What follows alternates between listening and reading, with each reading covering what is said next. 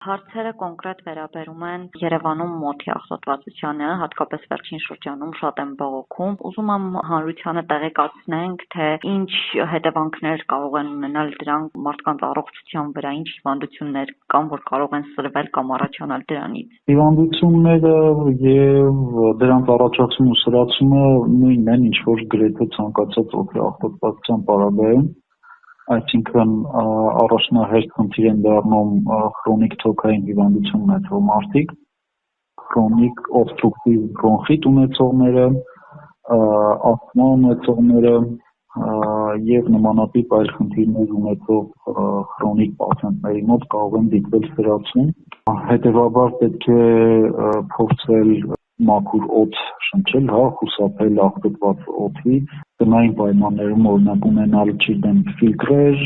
որոնք որ տան օդը կմաքրեն, կան այդպիսի հարմարանքներ, աշխատել երկար չզբոսնել դուրսը առանց կարիքի չգտնվել, հատկապես աղտոտված տեղամասերում, կարծես թե օրվա մեջ էլ ինչ որ տատանումներ ունի այդ աղտոտվածությունը այդ ժամերին խուսափել, բայց եթե հնարավոր չի, ինչպես բոլորիս մոտ, աշխատանքի կամ այլ բերումով, ապա հատկապես խոցելի մարդիկ կարող են կրել դիմակներ, ինչը մի քիչ տխուր հիշողություններ կարծնասնի կովիդի հետ կապված, բայց պաշտպանության մատչելի հեշտ տարբերակ է դա դիմակի միջոցով պաշտպանվել։ Իսկ նյարդային համակարգի հետ կապված ինչ որ խնդիրներ կարող են առաջանալ, օրինակ ուշադրության պակաս, ճանաչողական ֆունկցիաների խանգարում եւ այլն։ Կդժվարանամ այդպես միանշանակ ասել, բայց բնականաբար այն քաղաքացիները, ովքեր ունեն ինքնազգացողության վատացում, ենթադրաբար եթե ունեն քրոնիկ թոքային խնդիրներ, քրոնիկ շնչառական խնդիրներ, ապա աղտոտված օդի պատճառով կարող է դիտվել ինքնազգացողության վատացում, այսինքն օդի պակաս կամ ինչ-որ նմանատիպ բաներ, որն էլ իր հերթին կարող է բերել նաև ուշադրության պակաս։ Այո, ոչ մեկիս նյարդային համակարգի համար հաճելի չէ կեղտոտ օդ շնչելը, մաքուր օդ չունենալու հանգամանքը։ Այսինքն ինչ եմ ուզում ասել, որ ուղղակիորեն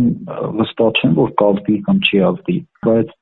անուղղակի կերպով, երբ որ օրինակ ես, դուք, մյուսը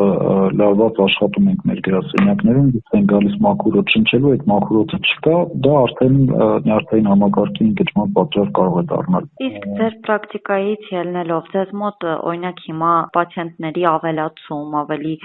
հաճախ այցեր նկատվում են, թե այնպես է, ինչպես նախորդ տարիներին։ Չէ, այդպես կտրուկ ավելացում չի նկատվում եւ երևի թե չպիտի էլ նկատվի, որովհետեւ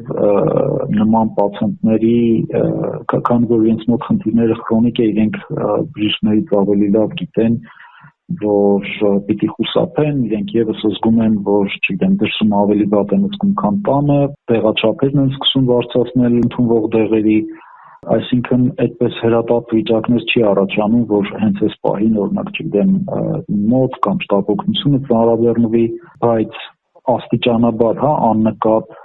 ձևով կարող է ծանրաբեռնել առողջապահության համակարգը, օրինակ թոքաբորբերի կամ այլ նմանատիպ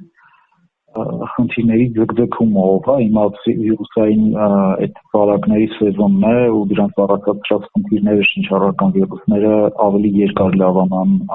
ավելի դանդաղ լավանան այդ պարագայում, բայց որ այդպես ոնց որ չգիտեմ կովիդի ժամանակ սպասել, որ միանգամից պիտի ծանրաբեռնվի, չէ, բարեբախտաբար այդպես չի լինում։ Իսկ օդի նման աղտոտվածությունը ինչպիսին Երևանում է, հղի կանանց, նորածին երեխաների ու առհասարակ երեխաների մոտ ինչ-որ յուրահատկություններ ունի, որ իրենց վրա ավելի է ազդում կամ պակաս։ Բնականաբար ունի, բայց քանի որ հիմնական խնդիրը դա է, որ հիմնավորման նման կամ գիտեմ այլ հանգամանքի նման միանգամից չես զգում, որպեսզի այդ տարբերությունները այդքան ակնհայտ լինեն ու ասես այ երեխան չգիտեմ ավելի խոցելի դարձավ, անձեն աչքով դա այդպես նկատելի չի, բայց բնականաբար տարեցները, երեխաները, հղիները ու այլ առողջական ոնց որ խոցելի խմբի մարդիկ ավելի ուշադիր, ավելի զգուշ պիտի լինեն, բայց անձամբ ես օրինակ չգիտեմ իմ 2%-ական երեխաներին ինչ անել, ինչպես պաշտպանել, կամ պիտի ուղղակի թողնենք գնանք Երևանից, ինչը այդպես հեշտ չի ու հատկապես այս անտառային հրդեհների պարագայում չգիտեմ նույնիսկ ուր գնալ Հայաստանի տարածքում։ Հետևաբար մնում է ուղղակի հարմարվել հուսալով, որ իրավիճակը առողջական տեսանկյունից այդ աստիճանի ծայրահեղ չէ, որպեսզի այդ կտրուկ միջոցներ ձեռք առնել, չգիտեմ, լոկդաունի կամ ինչ-որ նմանատիպ միջոցառումների տեսքով ու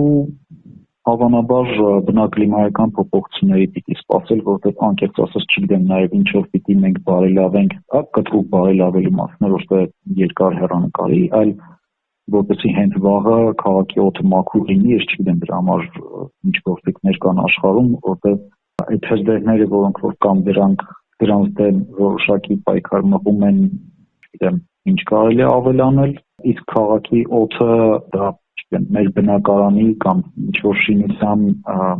ծավալի հարց չէ, որ օդափոխության համակարգով կամ ուրիշ միջոցով դա հեշտ լինի անցկացնել։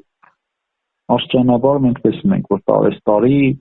վերջին տասնամյակների ընթացքում վիճակը կրկնվում է, Երևանի դիրքը հաշվի առնելով այստեղ միշտ այս սեզոնին, երբ որ օդը սառում է, սկսում է լճանալ ու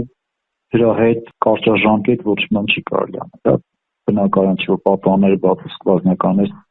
մաքրվի օդը։ Իսկ տան մեջ օդը մաքուր պահելու համար օդը մաքրող սարքերը արդյունավետ են կամ ինչ այլ պասիվ մեթոդներ կան, առավել պատուհանները փակ պահել բնականաբար, տան ներսի աղտոտվածության պատճառները նվազեցնել,